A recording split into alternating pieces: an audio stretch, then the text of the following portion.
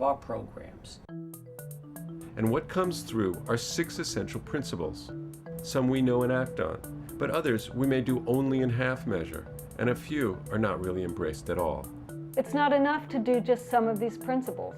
The impact comes from the synergies they create together. Gain commitment to change. Top-level commitment is essential to success. Choose the right people.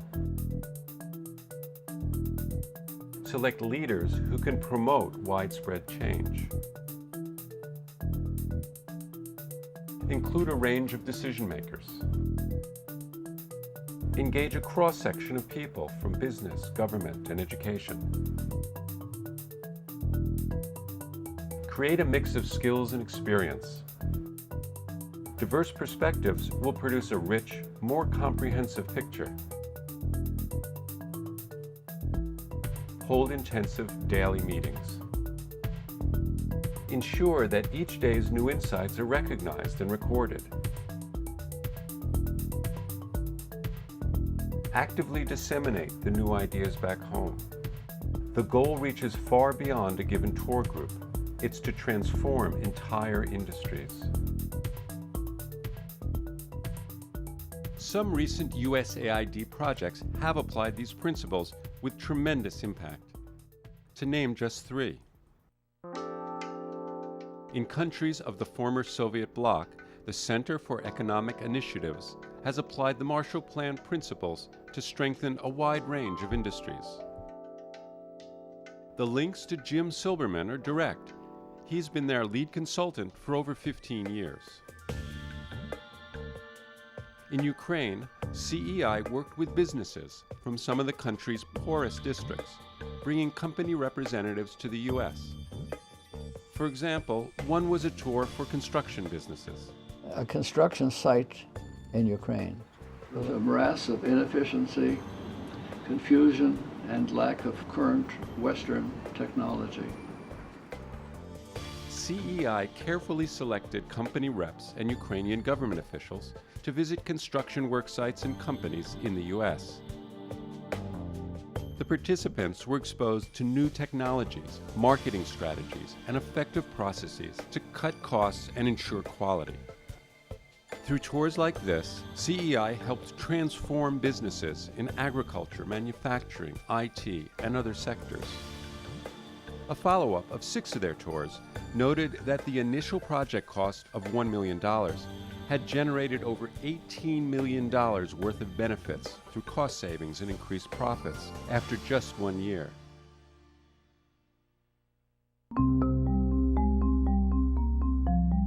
In Macedonia, for the eBiz project, EDC worked with the USAID mission to create innovative ways of using information technology for building more competitive businesses. Guided by Silberman's methods, they designed an apparel industry study tour. It's a vital industry, but one that was still based on hand-cut work and being hard hit by Chinese competition. The apparel industry couldn't compete in the international market. Experts told us that industry was dead in 5 years. The biggest employer in Macedonia gone in 5 years. eBiz identified a new international market where these apparel companies could compete successfully, but only if they adopted new technology and methods. The project selected representatives from industry, government, and universities to visit modern manufacturing facilities in Bulgaria. When they saw firsthand what was being done, they realized they needed to make changes. When they returned, a local entrepreneur co-invested with eBiz. Together, they established a for-profit CAD/CAM center, one that serves all of Macedonia's apparel companies. Today, it's thriving. Industry experts say this center alone will create or save thousands of jobs and turn the industry around because it allows them to compete in new and profitable markets. Instead of competing against the Chinese on cost, they're competing against Europeans on value added, and that's a competition the Macedonians can win. In the Philippines, for the ASAP project, Kamanix strengthened the competitiveness of agribusinesses in a range of sectors. One of the most promising was tropical flowers. It had immense potential to provide both profits and jobs, but the growers lacked the know-how and techniques needed to compete internationally. ASAP selected leading business owners and policymakers for a study tour in Hawaii. The visitors discovered a whole range of new ideas and products, some that even grew wild in the Philippines, but in Hawaii were cultivated and sold. The Filipino business people were in shock. They said, look at these Hawaiian growers. They're so developed, the nurseries look great, they've got access to everything. There's no way we can compete.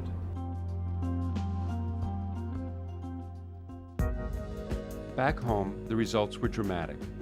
These core groups ignited tremendous industry-wide changes, and in a short time span, more than tripled profitable growth.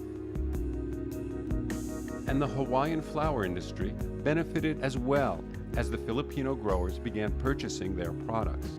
Think about this in terms of the business advantages of the United States. The growers invested more money in Hawaii than the cost of the U.S. taxpayers. And they continued to buy products from Hawaii. So Hawaii got a benefit, a direct benefit, because of the trip. The Filipinos said, you opened our eyes to what was possible. You really removed the mental barriers.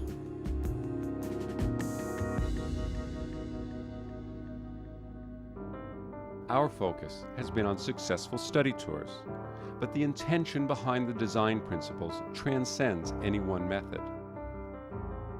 These principles can be applied to a wide range of USAID activities, and this administration has made it clear it's ready for creative solutions to the challenges of development.